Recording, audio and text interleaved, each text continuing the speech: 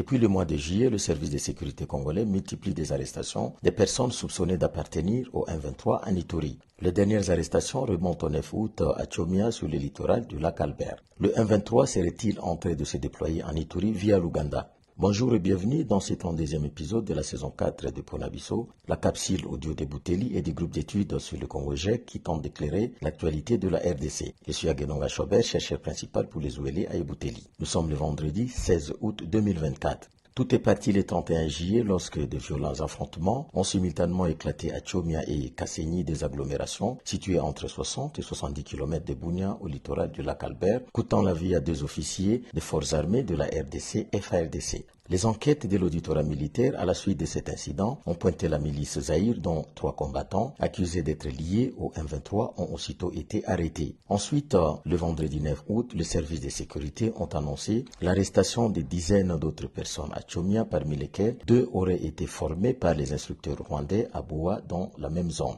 Au cours du mois précédent, le service de sécurité avait déjà arrêté 2 personnes à Mahagi accusées d'être en intelligence avec le M23 avant de le transférer à Kinshasa. Avant l'incident de Tchomia et de Kasséni, le porte-parole du gouverneur militaire de l'Ituri avait accusé Thomas Lubanga, leader de l'Union des patriotes congolais UPC, d'être de mèche avec la milice Zahir, accusation rejetée par son parti politique.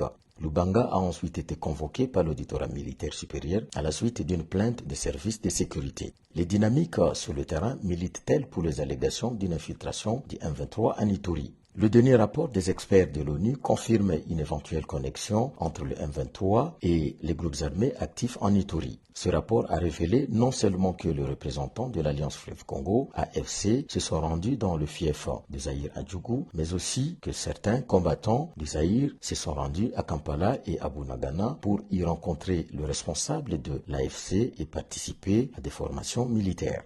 En plus, certaines sources confirment que des instructeurs du M23 se seraient rendus à Boua, en Ituri, sur le littoral du lac Albert pour assurer la formation de Zahir. Ce qui signifie que ces instructeurs transiteraient par l'Ouganda qui, au même moment, s'afficha comme un partenaire de la RDC dans la traque des ADF, est accusé de soutenir le M23. Si réellement les combattants soupçonnés d'appartenir au M23 transitent par l'Ouganda pour renforcer la milice Zahir, y aurait-il lieu de redouter le scénario de la conquête de Bunagana par le M23 via l'Ouganda? Pour l'instant, il n'y a pas encore assez d'éléments pour le démontrer. La plus grande menace du M23 à Ituri viendrait plutôt du Nord Kivu. Mais jusque-là, il n'y a pas de proximité géographique entre les zones contrôlées actuellement par le M23 au Nord Kivu et celles où opèrent les miliciens Zahir en Ituri. Pour l'instant, l'hypothèse d'une présence du M23 en Ituri ne semble pas plausible. Cependant, ce mouvement serait toujours tenté de préparer du terrain pour étendre sa zone de contrôle dans cette province. Cette dynamique relance en même temps l'éternel débat sur la capacité des services de sécurité à anticiper les menaces des groupes armés.